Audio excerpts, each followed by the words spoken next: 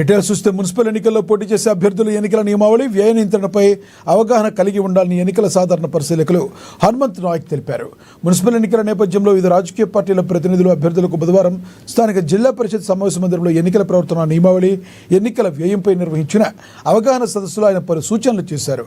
అభ్యర్థుల ఎన్నికల నియమావళి తప్పకుండా పాటించాలని, ఎన్నికల్లో వ్యయ పరిమితి 1 లక్ష రూపాయలకు నిర్మించబడిందని తెలిపారు.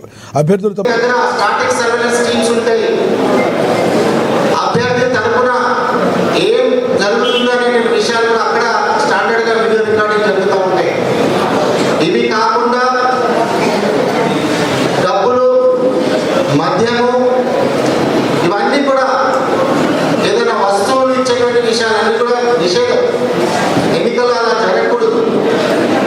కాబట్టి ఈ విషయాలు మీరు తెలుసుకోవాలి.